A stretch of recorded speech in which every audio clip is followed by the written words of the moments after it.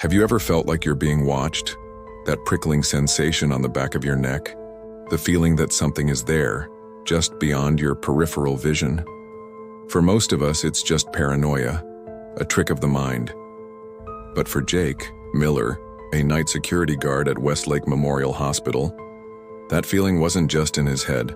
What he discovered during his shifts would change everything he thought he knew about reality itself.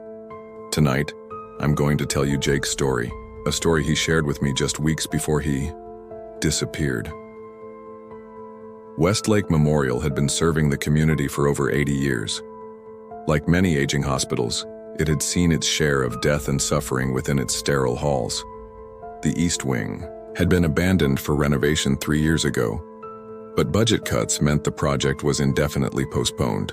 The wing stood empty, its corridors collecting dust, medical equipment draped in sheets like pale ghosts frozen in time. Jake wasn't supposed to be a security guard.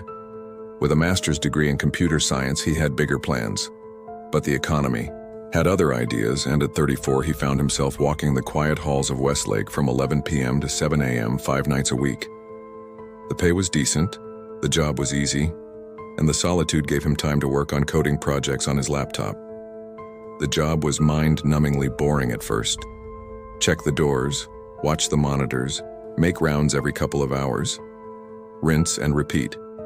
Jake had been there about 6 months when he first noticed something off. It started on a Tuesday in late October. Jake was in the security office, a small room lined with monitors showing feeds from the hospital's 64 cameras. Most showed empty hallways, quiet waiting rooms, and nurses moving between stations. But camera 47, the one monitoring the main corridor of the abandoned East Wing, caught his attention. He almost missed it, a subtle movement, like a smudge shifting across the screen. Jake thought it was a problem with the camera at first. Old equipment, bad connection, something like that. But when he rewound the footage, he saw it clearly. What Jake saw was a shadow, not cast by any visible object or person, but moving independently along the wall. It slid across the surface like oil on water, pausing at doorways before continuing down the corridor until it disappeared from the camera's view. Jake convinced himself it was nothing, a trick of the light perhaps, or maybe a reflection from the headlights of cars passing outside. But the next night he paid closer attention to camera 47, and there it was again. The same shadow, following the same path. And this time, it wasn't alone. 2 shadows this time, moving in tandem like they were communicating. One would pause, the other would approach. They'd merge briefly, then separate and continue. It was deliberate, intelligent. Jake started recording everything. By the end of the week, Jake had compiled hours of footage. The shadows appeared each night between 2:13 a.m. and 2:47 a.m. Never earlier, never later.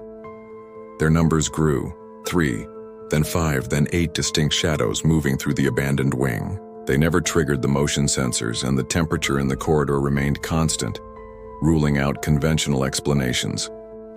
Jake knew he should report what he was seeing, but to whom? His supervisor would think he was sleep-deprived, or worse. Instead, he decided to investigate himself. He waited until his break at 3 a.m. on Sunday night, when the hospital was at its quietest. Jake knew it was stupid. Every horror movie ever made screams don't go investigate the creepy thing alone. But he had to know. He took his flashlight, radio, and a small camera. He told himself he was being scientific. The East Wing was sealed with a chain and padlock, but Jake had access to all the keys. The air inside was stale, heavy with the scent of dust and disinfectant.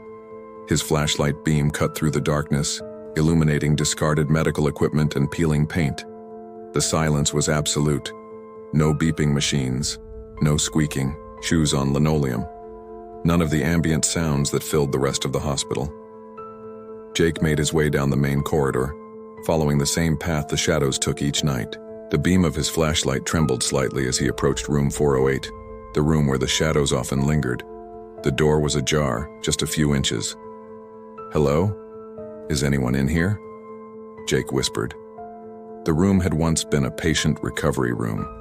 A single bed remained, the mattress stripped bare. The window was covered with plastic sheeting that rippled gently from the air conditioning. Jake's flashlight swept across the walls, revealing nothing unusual. But as he turned to leave, the beam caught something on the floor. Scuff marks, in a distinct pattern. They were footprints, dozens of them overlapping, circling the bed. But these weren't from construction workers or maintenance staff. These looked wrong. The proportions were off, too long, the spacing irregular, as if whatever made them didn't quite walk like a human. Jake's radio crackled to life, startling him. "Miller, what's your location? You missed your check-in," came Johnson's voice through the static. With shaking hands, Jake raised the radio to his lips. "Sorry, Johnson, I'm just checking something in the East Wing. Thought I saw movement on the camera," Jake replied. "East Wing? That area's off limits after the incident. Get back to your post, now." The incident? Jake had never heard about any incident in the East Wing. Nothing in his orientation or training had mentioned it. But before he could respond, his flashlight flickered and died. In the sudden darkness, Jake stood frozen. The air around him grew cold, so cold he could see his breath forming clouds in the beam of the emergency light in the hallway. And then he heard it, a soft rhythmic sound coming from the corner of the room. "Who's there?" Jake whispered, terror evident in his voice. Jake fumbled with his phone, turning on its flashlight. The beam was weaker than his heavy-duty flashlight, but it was enough to see the wall directly in front of him. And what he saw made his blood run cold.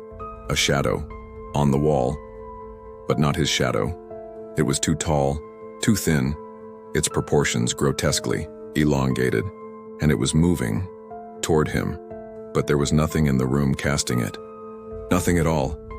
Jake backed away, his heel catching on something. He stumbled, falling backward. His phone skittered across the floor, the light spinning wildly before settling, illuminating the ceiling. And there, above him, more shadows were, forming, spreading like ink stains across the white surface. He ran. Down the corridor, past empty rooms, the sound of his panicked breathing and footsteps echoing off the walls. Behind him, he could hear something. Not footsteps, but a slithering, dragging sound. The shadows were following. Jake made it back to the security office, locked the door, tried to calm down, told himself he was hallucinating from lack of sleep. But when he checked the monitors, camera 47 showed the corridor he had just fled from, and there they were, shadows moving along the walls, floor, and ceiling. But now they were agitated, moving faster, more erratically. And they were spreading to adjacent cameras, into areas of the East Wing Jake hadn't been. Over the next week, Jake became obsessed.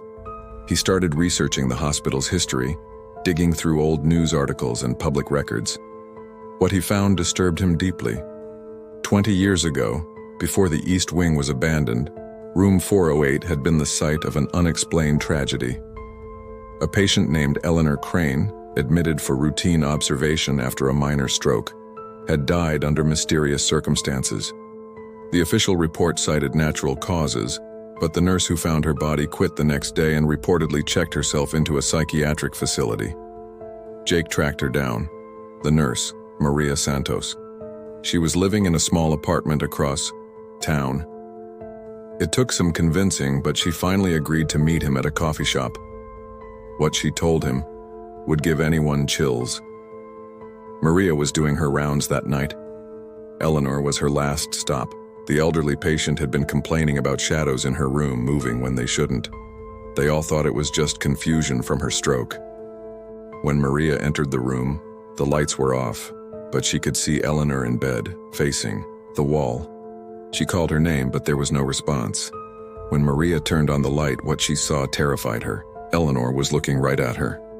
Her eyes were open but completely black like pools of ink, and her shadow on the wall behind her. It wasn't matching her movements. It was reaching toward Maria. Maria ran to get help, but when they returned, just minutes later, Eleanor was dead.